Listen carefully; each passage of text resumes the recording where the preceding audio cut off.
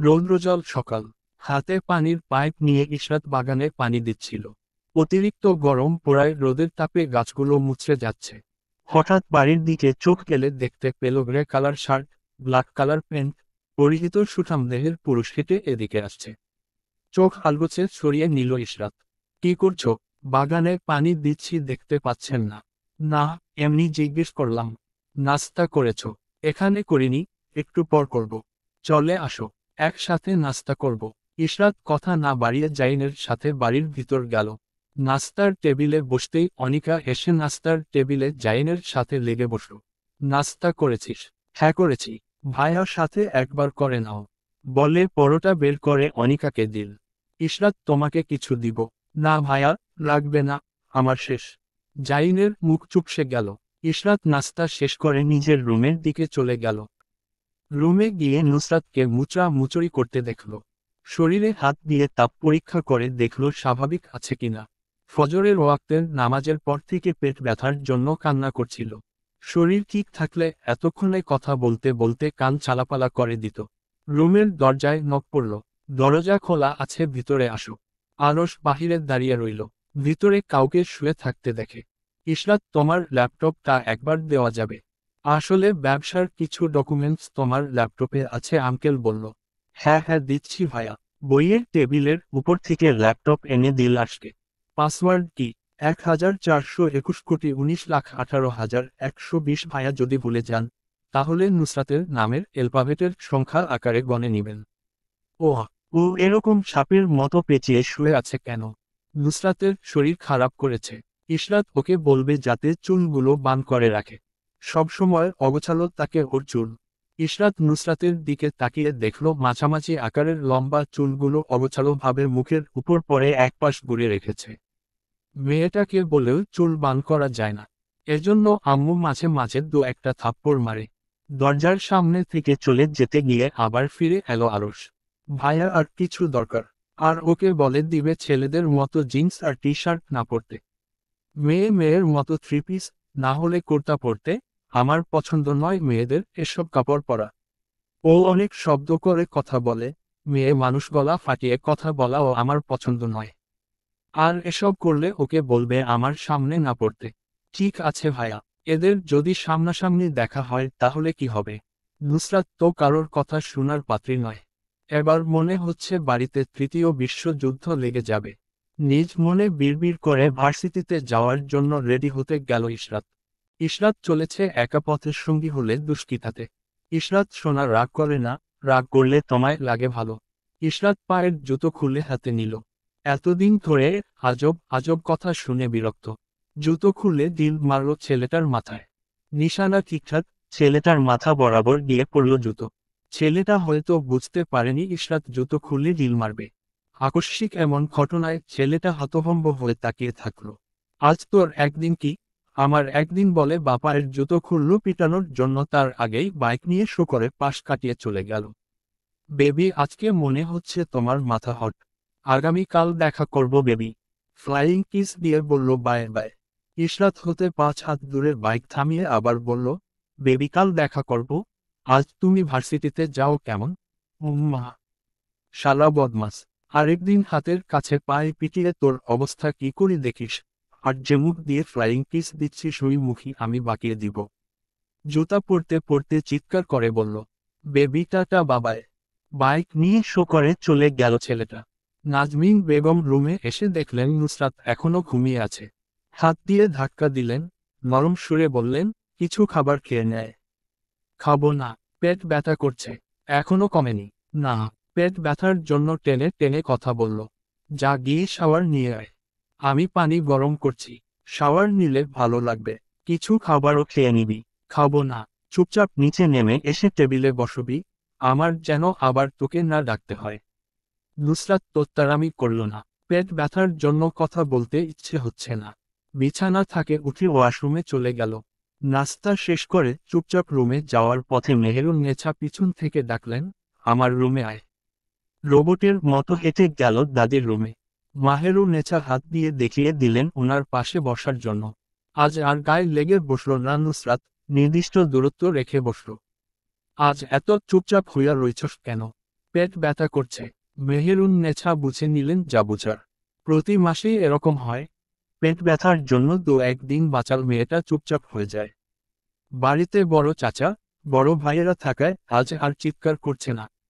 না হলে চিৎকার করে বাড়ি মাথায় তুলে ফেলত। মেহেরুন নেছা মাথায় হাত বুলিয়ে দিলেন। দোয়া পরে ফু দিয়ে দিলেন। কইমা যাইব পেট ব্যথা আইজ রাতের মধ্যে চিন্তা করবার লাগব না। আর আরশের থাইকা দূরে থাকিস। পতরে মনে হয় পছন্দ করে না। শুধু মাথা নাড়াল। পেটে এক হাত চেপে নিজের রুমের ভিতর ঢুকে ঠাস করে দরজা লাগিয়ে দিল। আরশ এসেছিল ল্যাপটপ দেওয়ার জন্য, নক করার আগে ঠাস করে দরজা লাগানোর জন্য অপমানিত বোধ করল। আমাকে অপমান করার জন্য এই দরজা লাগিয়েছে এভাবে ঠাস করে। নিজ মনে মনগড়া কথা ভেবে নিল। ওপাশের মেয়েটা জানতে পারল না দরজা বাহিরে কেউ দাঁড়িয়ে আছে। ইসরাতের ভার্সিটি থেকে বের হয়ে দেখা হলো জায়ান আর মোমোর সাথে। দুজন ফুচকা খেতে বের হয়েছে। সামনে একটা শপিং মলের উপরের তলায় দারুণ ফুচকা পাওয়া যায়। দুজন ওখানে গেলে যেতে পারো। ইশরাত তুমিও জয়েন কর আমাদের সাথে। মোমোর মুখ চুপসে গেল। ইশরাত সেটা খেয়াল করে না করে দিল। আমায় বাসায় যেতে হবে ভাইয়া। নুসরাত একা বাসায়। ও বোরিং ফিল করবে। কোনো একদিন আমরা সবাই মিলে ফুচকা খেতে রেস্টুরেন্টে যাব। আচ্ছা সাবধানে যাও বাসায়। আমরা তাড়াতাড়ি আসছি ফুচকা খেয়ে। বাড়ির ভিতর প্রবেশ করে দেখল ড্রয়িং রুমে একটা ছেলে বসে আছে। ইশরাত সালাম দিয়ে পাশ কাটিয়ে চলে গেল। লিপি বেগম কিচেন থেকে ডেকে বললেন, আজকে নিচে আসার জন্য বলিস, ওর ফ্রেন্ড এসেছে। আচ্ছা। আরশের রুমের বাহির থেকে বলল, ভাইয়া আপনার ফ্রেন্ড আসছে, বড় আম্মু বলছে নিচে যাওয়ার জন্য। আপনার ফ্রেন্ড ড্রয়িং রুমে বসে আছে। রুমের ভিতর থেকে উত্তর দিল আরশ, আচ্ছা যাচ্ছি। ইশরাত মেহমানের কথা বলে রুমে চলে গেল। বিছানায় তাকিয়ে দেখল নুসরাত শুয়ে আছে। ঘড়ির দিকে তাকিয়ে দেখল 2টা বাজে। পেট ব্যথা কমেছে, ঘুম কমেছে। আরেকটা ঔষধ খেয়ে নিস। আচ্ছা। কথা বলা শেষ করে শাওয়ার নিতে চলে গেল। শাওয়ার শেষ করে বের হয়ে আসলো ইশরাত। ইশরাত লেডিস গেঞ্জি আর প্লাজো পরেছে। নুসরাত ইশরাতকে জ্বালানোর জন্য বলল, আজ কিভাবে গেঞ্জি পরলি? দাদা দেখলে অজ্ঞান হয়ে যাবে। তার সুশীল নাতনি এসব কিভাবে পড়ছে? ও তো এসব পড়তে পারে না। দূর গরম প্রচুর লাগছে। গরমের কারণে কি মারা যাব? রুম থেকে বের হলে 3 পিস পরব। তুই দাদির মতো ঠেস দিয়ে কথা বলা শিখে গিয়েছিস। নুসরাত বোনের কথা মাছি তাড়ানোর ভঙ্গি করে উড়িয়ে দিল। আরে মাহদি এহসানের পদধূলি কিভাবে আমাদের বাড়িতে পড়ল? হয়েছে, নাটক বন্ধ কর। আগামীকাল আসার জন্য বললি, কোনো দরকার? না, তেমন কিছু না। রুমে গিয়ে বলছি। এর মধ্যে লিপি বেগম ও রোহিণী নাস্তা নিয়ে হাজির হলেন। নাস্তা টেবিলে রাখে কিচেনে চলে গেলেন 2 বন্ধুকে একা ছেড়ে দিয়ে। অনিকা উপর থেকে একটা অপরিচিত ছেলেকে বসে থাকতে দেখে দৌড়ে নিচে নেমে আসলো। চিনা নেই জানা নেই ছেলেটার গায়ে খা লাগিয়ে বসে গেল। আরশ চোখ বড় বড় করে তাকিয়ে অনিকাকে ধমক দিল। ব্রোকনকে ধমক শুনে বাড়ির কর্ত্রীরা কিচেন থেকে বের হয়ে আসলেন। আরিশা, ইলহাম, ইশরাত, মামু, জায়ান সবাই দোতলা থেকে দৌড়ে নিচে নেমে আসলো। কি হয়েছে বাবা? কাকে ধমক দিলি? লিপি বেগম বললেন। অনিকার দিকে চোখ রাঙিয়ে তাকিয়ে চিবিয়ে চিবিয়ে বলল, ও ম্যানার্স জানে না। ওকে ভালো করে ম্যানার্স শিখিয়ে দিবে। আর অনিকা তুই, তোকে যেন দ্বিতীয়বার এমন করতে না দেখি, দেখলে তোর গালগুলো থাপড়ে লাল করে ফেলব। অসভ্য মেয়ে। বড়দের সাথে কিভাবে থাকতে হয় কেউ শেখায়নি। সবাই উপর থেকে নিচ তলায় নেমে আসলে ও নুসরাত উপরের তলায় দাঁড়িয়ে দাঁড়িয়ে আরশকে দেখতে লাগলো। ওখান থেকে দাঁড়িয়ে সকলের অগোচরে আরশকে মিডিল ফিঙ্গার দেখিয়ে বলল, উনি বাল করবেন। শালার এত ভাব কোথায় থেকে আসে? ইসরাতের চোখ হঠাৎ দ্বিতীয় তলার দিকে গেল। মুখ ফুসকে বেরিয়ে আসলো, মেয়েটা এসব কি করছে? নিশ্চুপ পরিবেশে ইসরাতের কথা অনেক জোরালো শোনালো। সবাই ইসরাতের চোখ অনুসরণ করে উপরে তাকিয়ে দেখল আস্তে আস্তে হেঁটে নুসরাত রুমের দিকে যাচ্ছে। আরশ ভ্রু কুঁচকে তাকিয়ে থাকলো শ্যামলা বর্ণের মেয়েটার দিকে। নাজমিন বেগম ডাকলেন, এই নিচে এসে খাবার খেয়ে যা। নাজমিন বেগমের কথা উত্তর রুম থেকে চিৎকার করে দিল, এখন খাবো না। খিদে পায়নি। তুমি খেয়ে নাও আম্মা। ইশরাত রুমে আয়, কথা আছে। কি বেয়াদব মেয়ে বড় বোনের নাম ধরে ডাকে। এই মেয়ের দেখেই অনিকা বেয়াদব হয়েছে। বিড়বিড় করে বলল আরশ। পাশে দাঁড়িয়ে শুনছিল মাহদি। কণ্ঠ নিচে নামিয়ে বলল, ওর কি দোষ? তুই দেখছি মেয়েটাকে পছন্দই করিস না। গতকাল রাতে নুসরাতের বিষয় নিয়ে চির করেছিস আর আজও মেয়েটা তোর সাথে নিজে থেকে এসে কথা না বলার জন্য তোকে পাত্তা দিচ্ছে না। তোর মতো এত সুন্দর একটা ছেলেকে তাই তুই ওর উপর জেলাস, তাই না? ভেরি ভেরি বেড আরস। দুপুরের খাবার শেষে সবাই যে যার রুমে রেস্ট করতে চলে গেল। ইশরাত ছাদে গিয়ে শ্বাস নিল। মুক্ত বাতাসে শ্বাস নিয়ে নিজেকে কেমন মুক্ত মুক্ত লাগছে। ছাদের প্রাচীর ঘেঁষে দাঁড়ালো, কোনো জায়গায় রং উঠে গিয়ে শ্যাওলা পড়ে গিয়েছে। বাড়ির ছাদ থেকে ফসলের জমি দেখা যায়। ফসলের জমি খালি পড়ে আছে। পিছন থেকে কারোর পায়ের শব্দ শুনে ঘাড় ঘুরিয়ে পিছনে তাকালো ইশরাত। জাইনের হাতে সিগারেট আর লাইটার দেখে চুপচাপ পাশ কাটিয়ে চলে যেতে চাইল, কিন্তু তা আর সম্ভব হলো না। ডিস্টার্ব করলাম? না ভায়া, ডিস্টার্ব কেন করবেন? না, মনে হলো আমি আসতেই তুমি চলে যাচ্ছ। তেমন কিছু না, আমি চলে যেতাম আপনি না আসলেও। তোমার সাথে তো কথা হয়নি, তোমার বিষয়ে বল। হা হয়ে থাকলো ইশরাত। নিজের বিষয় কি বলবে?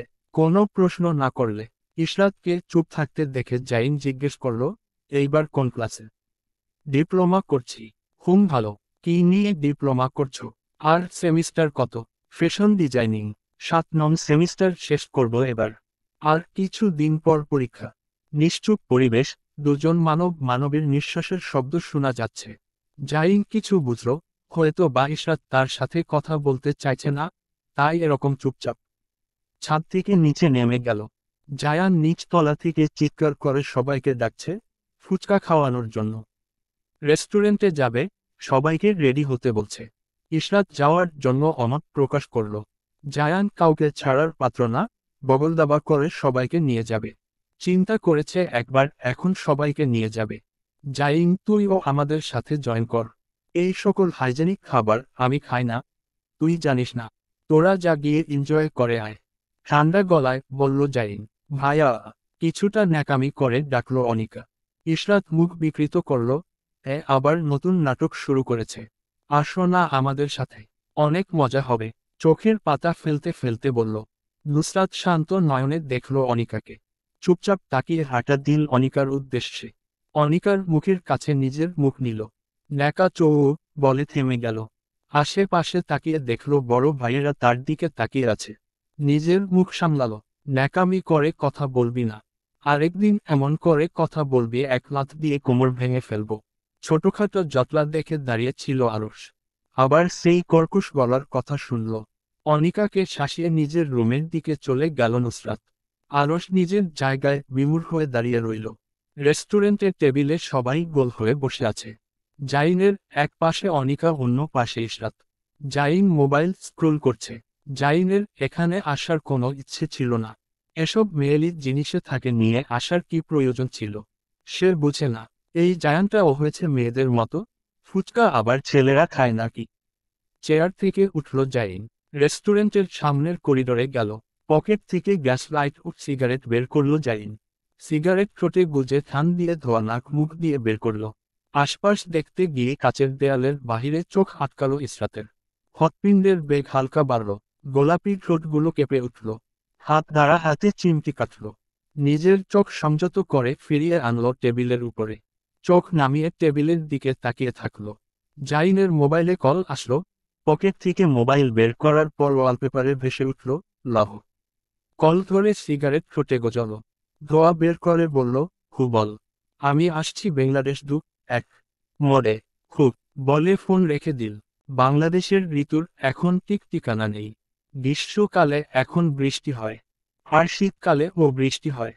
আকাশের দিকে তাকিয়ে এসকল চিন্তা ভাবনা করছিল নুসরাত। সকালে রোদের জন্য মাথা ব্যথা শুরু হয়েছে, আর এখন ঝড়ের সাথে বাতাসের জন্য শীত শীত লাগছে। বাতাস দেওয়ার সাথে সাথে কারেন্ট নিয়েছে। এখানে এই এক সমস্যা, হালকা বাতাসেই কারেন্ট চলে যায়। রুম অন্ধকার হয়ে আছে। বিকেলের দিকে সবাই ফুচকা খেতে রেস্টুরেন্টে গিয়েছে। নাজমিন বেগম নুসরাতকে যেতে দেননি পেট ব্যথার জন্য। এসব খেলে আরও বেশি পেট ব্যথা করবে নাজমিনের মতামতে। একা একা বোর হয়ে গিয়েছে বাসায় থেকে। আমার মতো একজন ব্যক্তিকে ছাড়া ওরা চলে গেল। আমাকে নিল না। শালা খবিসের দল। এই কারেন্টওয়ালা জানো তারা চিহ্ন আরটা কারেন্ট নিয়ে এর মধ্যে বসে আছে, ভালো লাগে না। নিজের সাথে নিজেই কথা বলল।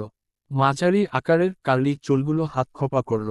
ব্যাগি জিন্স টেনে টেনে পেটের উপর থেকে কিছুটা নিচে নামান। হাত দুটো উপরে তোলে আড়মোড়া ভাঙল। জানালার কপাট একটা বন্ধ করে রাখলো, আর আরেকটা খোলা রাখলো, যাতে ভিতরে বাতাস আসতে পারে। বাহিরে মুষলধারে বৃষ্টি হচ্ছে। দরজার বাহির থেকে নক হলো। আম্মা আসছো? বাহির থেকে উত্তর আসলো না। নুসরাত মনে করল নাজমিন বেগম এসেছেন। দরজা খোলা আছে আম্মা, ভিতরে আসো। নিজে নিজে কথা বলল, আম্মা ছাদে যাই। অপর পাশ নিশ্চুপ। আম্মা কথা বলছো না কেন? রাগ করছো? আমি তো কিছু। বলতে বলতে দরজার দিকে তাকালো। মুহূর্তেই ঠোঁট দুটো থামল মেয়েটার। অসম্পূর্ণ রইল গোছানো কথা। দরজার সামনে পকেট হাত রেখে দাঁড়িয়ে আছে আরশ। মেয়েটার ঠোঁট কেঁপে উঠল। মুখের কথা মুখের ভিতর রয়ে গেল। নিজ মনে নিজেকে গালি দিল, না দেখে এত কথা বলার জন্য। কিন্তু সামনের ব্যক্তির মনোভাব ঠিক বোঝা গেল না। নুসরাত নিজের দিকে তাকিয়ে দেখল ওনা গায়ে আছে কিনা। হ্যাঁ আছে ঠিকঠাক। সামনে তাকিয়ে হৃৎপিণ্ড কেঁপে উঠল। আরশ কিছুটা ঝুঁকে ওর দিকে তাকিয়ে আছে। কখন কাছে আসলো টের পেল না। বাহিরে বাতাসের বেগ বাড়ল। সনসন করে বাতাস এসে ভিতরে প্রবেশ করে ছুঁয়ে দিল মানবীকে। আরশ হাত তারা মেয়েটার চুলগুলো কপালের উপর থেকে সরিয়ে দিল। ঘেমে গিয়ে কপালে বিন্দু বিন্দু জল জমা হয়েছে এরই মধ্যে মেয়েটার। আরেকটু ঝুঁকে গেল আরশ, দূরত্ব কিছুটা ঘুচিয়ে দিল। আরেকটু কাছাকাছি গেল, চোখের দিকে তাকালো। নুসরাত ও চোখ বড় বড় করে আরশের চোখের দিকে তাকালো। একজনের নাক আরেকজনের নাকের সাথে ছুঁই ছুঁই। পিছনের দিকে সরে গিয়ে 2 ইঞ্চি জায়গা বাড়িয়ে নিল নিজেদের মধ্যে। চোখ নিচে নামা। বড়দের চোখের দিকে তাকাতে হয় না, জানিস না? চোখে চোখ রেখে তাকিয়ে আছে বেয়াদব মেয়ে। তোকে তো দেখছি কেউ ম্যানার্স শিখায়নি। কপরের দিকে ইশারা করে বলল, আর ছেলেদের মতো কাপড় পরিস কেন? তুই কি ছেলে? তোকে কি কাপড় কিনে দেওয়া হয় না? এরকম ফকিন্নির মতো ঘুরিস? আর বাড়িতে এত পুরুষ মানুষ তোর চোখে লাগে না? এসব কি পরিস? শান্ত অথচ গম্ভীর গলায় বলল আরশ। এত বড় অপমান সহ্য করার পাত্রী নুসরাত নয়। না, আমার চোখে কোন পুরুষ মানুষ লাগে না। আর এসব কাপড় পরি? না চিনলে চিনে নিন। অন্যের দোষ ধরতে আসছেন, নিজে কি পরেছেন? ঘরে এতগুলো বোন রেখে 3/4 প্যান্ট আর ওভার সাইজ গেঞ্জি পরে সারা বাড়ি ঘুরছেন। বাহ, নিজের বেলায় 16 আনা, আমার বেলায় 4 আনাও না। মনে মনে ও গালি দিল, শালা খবিস, বদমাস। শ্যামলা বর্ণের মেয়েটার দিকে তাকিয়ে থাকলো আরশ। ওর কাঁধ সমান মেয়ে আর ওর সাথে পায়ে পা লাগিয়ে ঝগড়া করছে। কত ফুট হবে মেয়েটা? 5 নাকি 5'6"? হ্যাঁ, 5 ফিট 6 ইঞ্চি হবে। পুরো সৈয়দ বাড়ির মধ্যে এই মেয়ে সব থেকে লম্বা। কপালে হালকা টোকা দিয়ে বলল, এত লম্বা কিভাবে হলি? দেশে যখন আসছিলাম তখন তো ইসরাতের কাঁধের নিচে পড়তি। আর নাক উঁচু হলো কিভাবে? আগে তো বোচা ছিল। ভ্রু নাচিয়ে জিজ্ঞেস করল আরশ। আরশের আজগুবি কথা শুনে নুসরাতের মাথা গরম হয়ে গেল। আরশকে ধাক্কা দিয়ে পাশ কাটিয়ে বইয়ের টেবিলের পাশে চলে গেল। আপনি এসব আজব কথাবার্তা বলতে আসেন তাহলে দরজা খোলা আছে, দয়া করে চলে যেতে পারেন। আরশ চুপচাপ এক পা করে নুসরাতের দিকে এগিয়ে গেল যেখানে নুসরাত দাঁড়িয়ে। নুসরাত হাত ধরে মোচড় দিয়ে বলল, অনেক সাহস হয়েছে তোর। পাথর দিয়ে মাথা ফাটিয়েছিলাম, তার চিহ্ন এখনো যায়নি, আর তুই আমার সাথে গলা ফাটিয়ে কথা বলিস? তোর এই অভ্যাসটা আমার মোটেও পছন্দ না। কেউ কিছু বললে সহজে মানতেই চাস না। মেয়ে মানুষ, এত তোত্তারামি করিস কেন? মুখ দিয়ে চুকচুক শব্দ করল। হাতে আরেকটু জোর দিয়ে মোচড় দিল এবার। নুসরাত মোচড় খেয়ে উফ শব্দ করল না, শুধু তাকিয়ে থাকলো উজ্জ্বল শ্যামলা বর্ণের ছেলেটার দিকে। তুই আগের মতো রয়ে গিয়েছিস, মার খেলে উফ শব্দ করিস না। তোর জায়গায় অন্য মেয়ে হলে এখন হাত ছাড়ানোর জন্য মোচড়ামুচড়ি করত। আর তোকে দেখ, স্ট্যাচু হয়ে দাঁড়িয়ে আছিস। হাত ছেড়ে দরজার বাহিরে যেতেই নুসরাত নিজের সর্বশক্তি দিয়ে ঠাস করে আরশের পিঠে থাপ্পড় মারল। এতক্ষণ চুপ ছিল এই সুযোগের অপেক্ষায়। আরশ দরজা ধাক্কা দিয়ে ভিতরে ঢোকার চেষ্টা করতে লাগল। মেয়েটার এত বড় সাহস তাকে মারে। এপাশ থেকে নুসরাত দরজা লাগানোর জন্য ধাক্কা দিচ্ছে, আর ওপাশ থেকে আরশ খোলার জন্য ধাক্কা দিচ্ছে। আরশের শক্তি কাছে নুসরাতের শক্তি কিছুই না। দরজা ধাক্কা দিতে দিতে বলে, হাতের কাছে পেয়ে নেই বেয়াদব। একটা দাঁত জায়গায় থাকবে না। দরজা খোল, অসভ্য মেয়ে। বড় ভাইয়ের উপর হাত তুলিস? এ এ, এ, আপনি কি করবেন তা দেখে নেব। বড় বড় কথা বলা বন্ধ করে ভাগুন এখান থেকে। আমি আপনার সাথে মারামারি করতে গিয়েছিলাম, নিজেই এসে মারামারি লাগিয়ে দিলেন। আমার থেকে দূরে থাকবেন, না হলে মাথা ফাটিয়ে দিব। দরজা খুলতে পারলে তোর কি অবস্থা হবে নুসরাত, তুই চিন্তাও করতে পারবি না। কাঁধ দিয়ে সর্বশক্তি দিয়ে ধাক্কা দিতেই দরজা খুলে গেল। রুমের ভিতরে প্রবেশের পূর্বে জায়ান এসে টেনে নিয়ে গেল আরশকে দরজার সামনে থেকে। কি, বাচ্চাদের মতো ঝগড়া করছিস কেন? রুমের দরজা নিয়ে টানাটানি করছিস কেন? হ্যাঁ, দরজা ভেঙে হাতে নিয়ে নিবি নাকি? ওই বেয়াদব মেয়ে আমাকে থাপ্পড় মেরেছে ভাইয়া। দরজা পা দিয়ে আঘাত করে বলল, এই দরজা খোল। থাপড়ে উপরের পাটির দাঁত সোজা করে ফেলব। রাগে চিৎকার করে বলল আরশ। দাঁতের সাথে দাঁত কিরমির করল। কপালে হালকা ঘাম জমা হয়েছে, তা হাত দ্বারা মুছে নিল। ঝাঁকড়া চুলগুলো পিছনের দিকে ঠেলে দিল আরশ। এমনি এমনি তো আর মারেনি, তুই কি করেছিস সেটা বল। আমি জানি তুই আগে কিছু করেছিস, তারপর ও কিছু করেছে। আর তুই ওর রুমে কি করছিস আরশ? নিশ্চয়ই মেয়েটাকে জ্বালাতে আসছিস। ওর থেকে দূরে থাকবি। আমি তোকে ওয়ার্ন করলাম, যে যার নিজের রুমে যাও। জায়ানকে নুসরাতের পক্ষপাতিত্ব করতে দেখে রাগে দরজায় লাথি মারল। ফুসফাস করে বলল, হাতের কাছে পেয়ে যাই তোকে, তারপর দেখিস তোর কি করি আমি। সাবধানে থাকবি, আমার সামনে পড়বি না, পড়লে তোর কি হয় এক আল্লাহ জানে। আমি তোকে আস্ত রাখব না।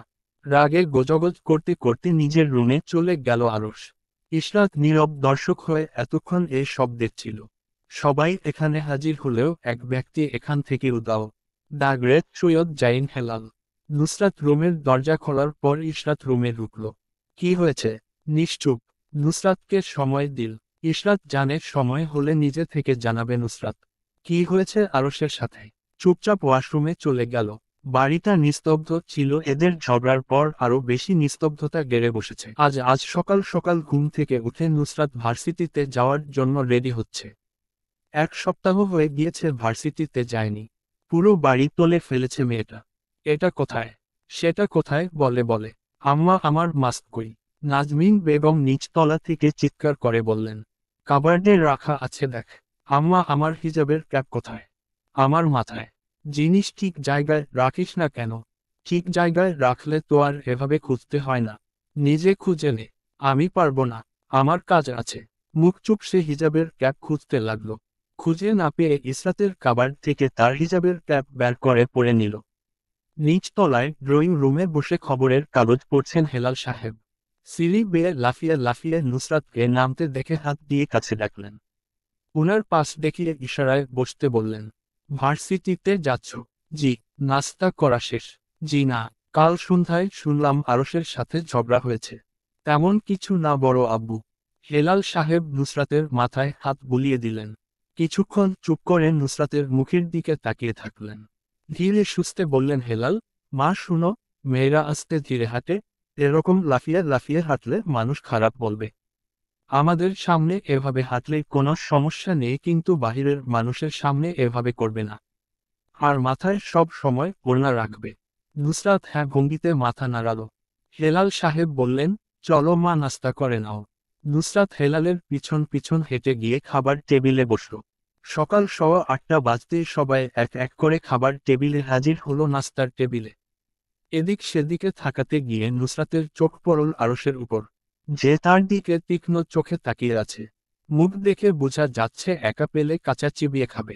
আলগোছে নিজের চোখ নিচের দিকে নামিয়ে নিল নুসরাত। ইশরাত এসে নুসরাতের ডান পাশের চেয়ারে বসল। আরশ ফোনে কথা বলতে বলতে এসে নুসরাতের বাঁ পাশের চেয়ারে বসল।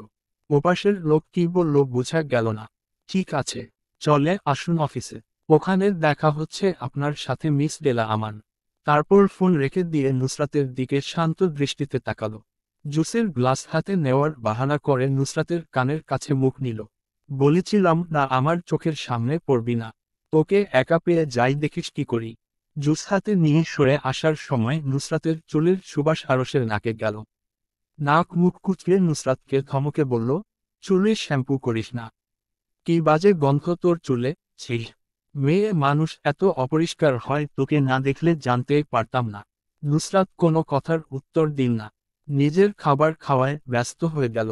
এমন ভাব করল যেন কোন কিছু শুনতে পায়নি। সন্ধ্যা বেলায় জাইন ইসরাতের রুমের দরজায় ধাক্কা দিল। ভিতরে থেকে আসছি বলে উত্তর আসলো।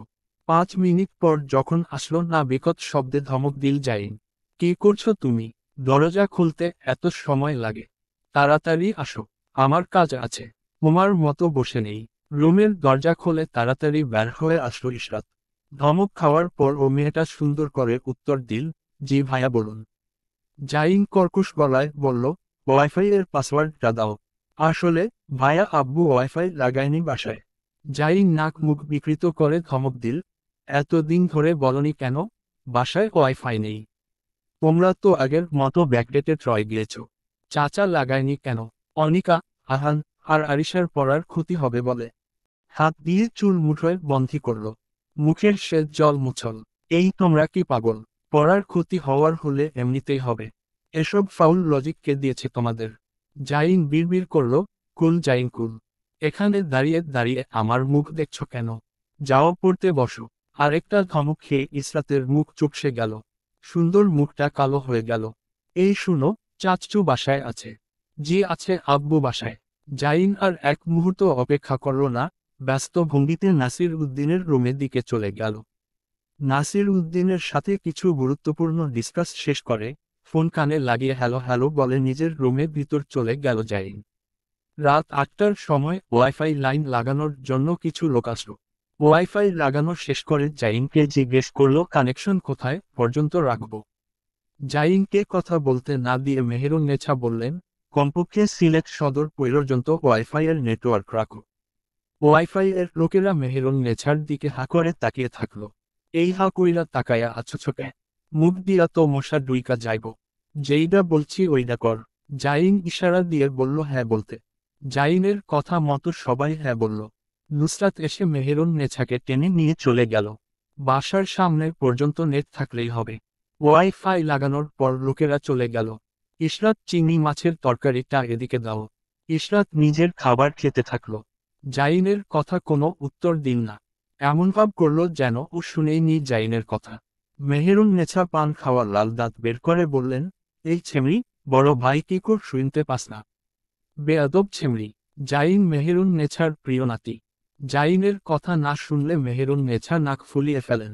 মেহেরুন্নেছার বকা খেয়ে যখন তরকারির বাটি দিন না তখন তিনি ঠাস করে নুসরাতের পিঠে থাপ্পড় মারলেন। ইসরাতের উপরের রাগ নুসরাতের উপর প্রকাশ করলেন। নুসরাত ভ্রু কুঁচকে তাকালো মেহেরুন্নেছার দিকে, তাকে কেন থাপ্পড় মারলেন মেহেরুন্নেছা জানতে চেয়ে। কিছু জিজ্ঞেস করতে হলো না, মেহেরুন্নেছা নিজেই বললেন, এইটার সাথে থাইকা আমার ভালো নাদিমটা খারাপ হয়ে যাইতাছে। নাসির তোরে না করছিলাম দুইডারে এক রুমে দিস না, তুই আমার কথা শুনলি না। আইজ আমার কথা শুনলে এই দিন দেখতে হইতো না। বিলাপ করতে লাগলেন মেহেরুন্নেছা। হেলাল সাহেব বিরক্ত হলেন, খাবারের সময় এই কি নতুন নাটক? আহ মা কি শুরু করেছ? চুপচাপ খাবার খাও। আর জাইনকে তো ওর মা খাবার দিয়ে দিয়েছে, ইশরাত হয়তো শুনতে পায়নি। মেহেরুন্নেছা কিছু বলতে গেলে হেলাল সাহেব চোখ দেখালেন আর কিছু না বলে চুপ হয়ে গেলেন মেহেরুন্নেছা। যাকে নিয়ে এত সব সে চুপ হয়ে বসে আছে। জাইন এসবে ভ্রুক্ষেপহীন। খাবার টেবিলে চামচের টুংঠাম শব্দে মুখরিত। সাজিদার ছেলে শুভ্র খাবার খাওয়ার মাঝখানে উহ উহ শব্দ করছে। মাঝে মাঝে আম্মা আব্বা বলে ডাকছে। নাই না। হেলাল সাহেব বললেন, জি না না। কি হয়েছে? নামো নাম। খাবার অনেক মজা নানা। উম। লুৎফা বেগম বললেন, ভাইয়া আগামীকাল চলে যাব। কেন? আরো 1 সপ্তাহ থাক। আর থাকা যাবে না। আশিকটা চলে গিয়েছে। কি খাচ্ছে না খাচ্ছে কিছুই জানি না। আর কিছু দিন পর তো মমর ও পরীক্ষা, তাই 2 দিন বাদে যাওয়ার থেকে আগামীকালই চলে যাই। আচ্ছা তোর ইচ্ছা। আমি তো আর কিছু বলতে পারি না। রাত রাত পৌনে 3টা শনশন বাতাসের শব্দ। ঝিঝি পোকার ঝিঝি শব্দে পরিবেশ মুখরিত। যান্ত্রিক গাড়ি একটা চলাচল করছে। তলার বারান্দায় বসে খেয়াল করছিল ইশরাত। সন্ধ্যা বেলার কথা মনে হলেই মন খারাপ হয়ে যাচ্ছে। আকাশে তারার দিকে তাকিয়ে দীর্ঘশ্বাস ছাড়ল। কি করছিস? তারা গুনছি। কথাগুলো শান্ত শোনালো। নুসরাত হেহে করে হাসল। ফাউল কথা বলার জায়গা পাস না। তারা আবার গণা যায় নাকি? ইশরাত কথার উত্তর দিন না। নিশ্চল হয়ে বসে রইল। যান্ত্রিক গাড়ির দিকে তাকিয়ে থেকে জিজ্ঞেস করল, আমি কি ব্যাকডেটেড? কে বলেছে তুই ব্যাকডেটেড? এত বড় সাহসকার? আমাকে বল, আমি ওর মুখ ফাটিয়ে দিব। উই আরশের বাচ্চা বলছে তোকে তুই ব্যাকডেটেড। শালাকে সুযোগে পেলে আছাড় দিয়ে মেরে ফেলব। নুসরাত বকবক করতে লাগলো। এত বকবক করার পর যখন দেখল ইশরাত কথা বলছে না, মন খারাপ করে আছে, নুসরাত নিজেও চুপ হয়ে গেল। জোরে নিঃশ্বাস ফেলল।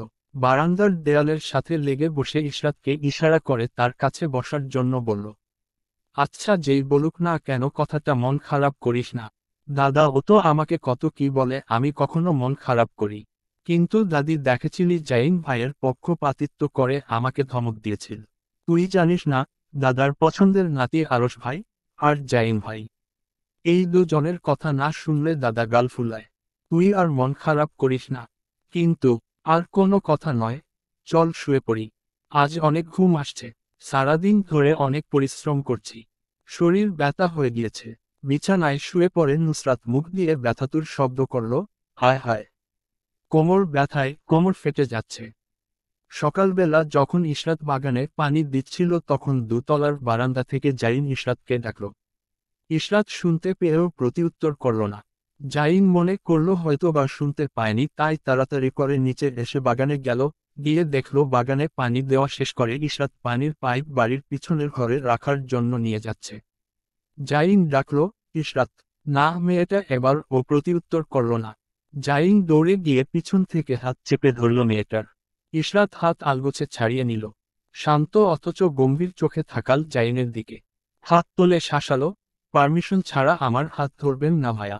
আমি পছন্দ করি না কেউ আমার হাত আমার পারমিশন ছাড়া স্পর্শ করছে। জাইনের দিকে রাগী চোখে তাকিয়ে থেকে চলে গেল ইশরাত। জাইনের মুখ থেকে বেরিয়ে আসলো, মেয়েটা কি আমাকে ইগনোর করছে? নিজের দিকে আঙ্গুল তুলে বলল, আমাকে? হাউ ডেয়ার সি, বিড়বিড় করে বলল। তারপর বিকট শব্দে চিৎকার আসলো, হাউ ডিয়ার সি। আজকের দিনের শুরুটা খিটখিটে মেজাজ দিয়ে শুরু হয়েছে জাইনের। মুখ কেমন ভার করে বসে আছে ড্রয়িং রুমের সোফার মধ্যে। চুল হাতের মুঠোয় পুড়ে মাথা নিচের দিকে দিয়ে বসে আছে। জাইনকে অতিরিক্ত চুপচাপ দেখে লিপি বেগম এসে পাশে বসলেন।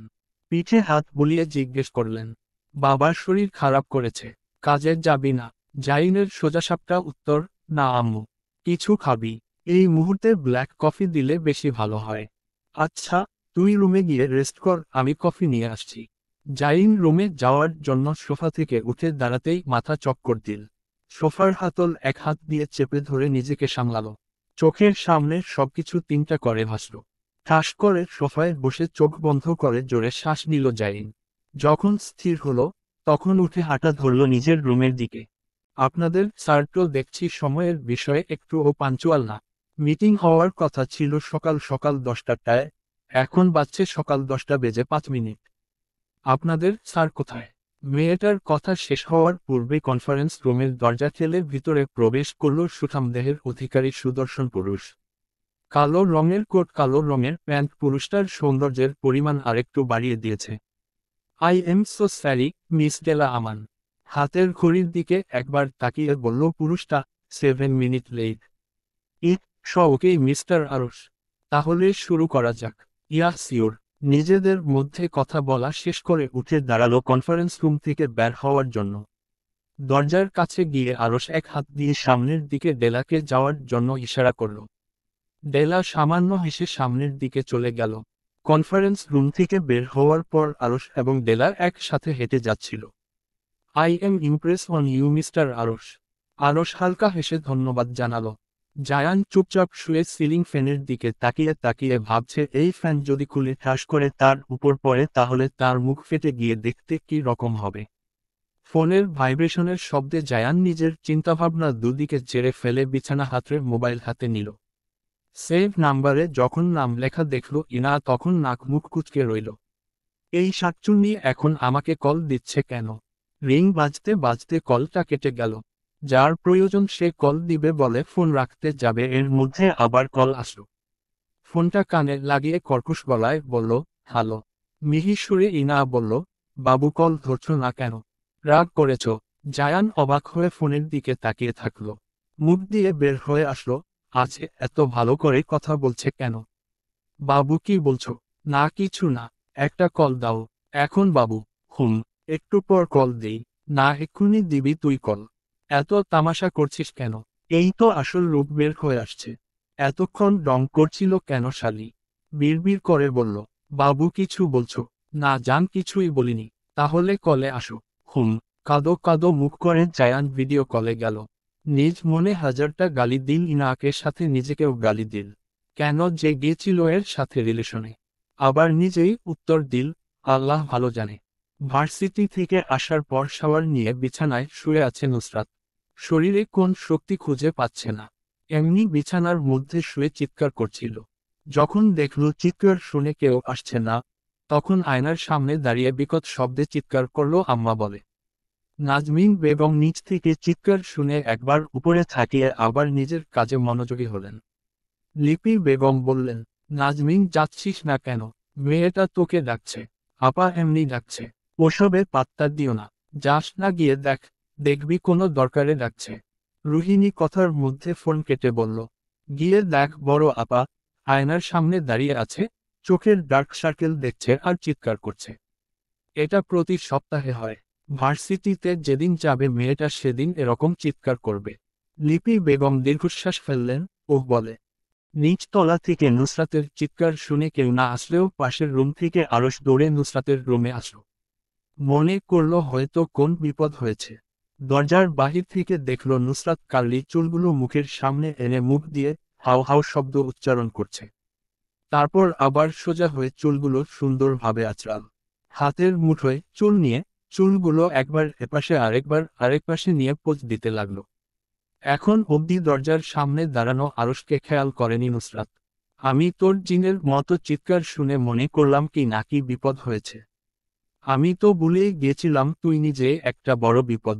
নুসরাত হঠাৎ কথা বলার শব্দ শুনে হালকা কেঁপে উঠল। দরজার দিকে তাকিয়ে যখন আরশ, তখন এক লাফে ওয়াশরুমের দরজার সামনে গিয়ে দাঁড়ালো। আয়নার সামনে দাঁড়িয়ে এসব কি করছিলি? কিছু না, মিনমিন করে উত্তর দিল নুসরাত। কিছু তো একটা করছিলি, আমি দেখেছি। বল কি করছিলি? আসলে চোখের নিচে ডার্ক সার্কেল হয়েছে কি না তাই দেখছিলাম। কোথায়? আমি তো দেখতে পাচ্ছি না তোর ডার্ক সার্কেল। এদিকে আয়। হাত দিয়ে ইশারা করল নুসরাতকে আরশ। নুসরাতকে টায় হয়ে এক জায়গায় দাঁড়িয়ে থাকতে দেখে ধমক দিল, এদিকে আসতে বলছি না। ছোট ছোট পায়ে এগিয়ে আসলো নুসরাত। আরশের সামনে দাঁড়াতেই ঠাস করে থাপ্পড় পড়ল গালে। থাপ্পড় খেয়ে নুসরাতের মুখ হা হয়ে গেল। কিছু জিজ্ঞেস করার আগে আরেকটা থাপ্পড় পড়ল গালে। থাপ্পড় খেয়ে শ্যামলা গালে 5 আঙুলের দাগ পড়ে গেল। আরশের দিকে খুবু নিয়ে তাকিয়ে রইল নুসরাত। আরশ সেসবে পাত্তা না দিয়ে বলল, প্রথম থাপ্পড় খেয়েছিস সেদিন আমার পিঠে থাপ্পড় মারার জন্য, এবং দ্বিতীয় থাপ্পড় খেয়েছিস বড় ভাইয়ের সাথে বেয়াদবির জন্য। নিজের কথা শেষ করে নুসরাতকে কোনো কথা বলার সুযোগ না দিয়ে চলে গেল নিজ রুমে। নুসরাত গালে এক হাত দিয়ে বিমূঢ় হয়ে দাঁড়িয়ে রইল ওই জায়গায়। রাত 2টা কি রাত 2:30। দোতলা বিশিষ্ট বাড়িটি থেকে শোনা যাচ্ছে বড় বড় গাড়ি মেইন রোড দিয়ে যাওয়ার শব্দ। নিস্তব্ধ রাত, নিশাচর প্রাণীর চিকচিক শব্দ, ঝিঝি পোকার ঝিঝি শব্দ শোনা যাচ্ছে। সারা বাড়ির লাইট অফ। এই অন্ধকারের মধ্যে দোতলার প্রথম রুম থেকে বের হয়ে আসলো নুসরাতের মাথা। চারিদিকে তাকিয়ে যখন বুঝল বাহিরে কেউ নেই, ধীর পায়ে আরশের রুমে প্রবেশ করল। চুপচাপ আরশের বিছানার কাছে বসল। হাত দিয়ে মুখের উপর নাড়াচাড়া করে দেখল আরশ জেগে আছে কিনা। যখন কোনো নড়চড় দেখল না, তখন আরশের মুখে আস্তে করে 2-3টা থাপ্পড় মারল। আরশের মুখের দিকে তাকিয়ে কোনো নড়াচড়া না দেখে ঠাস করে থাপ্পড় মারল গালে। তখনই ধুম করে চোখ মেলে থাকাল আরশ। আরেকটা থাপ্পড় মারার জন্য তোলা হাত ওইভাবে তোলা রইল। আরশকে শান্ত দৃষ্টিতে তাকিয়ে থাকতে দেখে বিমূঢ় হয়ে গেল নুসরাত। নিজ মনে ভাবল, রেডি করগাল, থাপ্পড় খাওয়ার জন্য। কে বলেছিল এরে থাপ্পড় মারার জন্য, এত রাতে আসার জন্য? আল্লাহ এবারের মতো বাঁচিয়ে নাও। আর কোনো দিন আমার সামনে বসে থাকে ব্যক্তির সাথে পাঙ্গা নিব না। আরশ এক ভ্রু তুলে নুসরাতের দিকে তাকিয়ে রইল। জিজ্ঞেস করল, কি, এত রাতে আমার রুমে কেন? আসলে ভাইয়া। কথা শেষ করার পূর্বেই ভেসে আসলো কর্কশ গলার শব্দ, বের হও। জি, আউট। খুব, তোকে সোজা বাংলায় বলছি আমার রুম থেকে বের হও। নুসরাতকে এক জায়গায় বসে থাকতে দেখে কর্কশ গলায় ধমক দিল আরশ, আউট।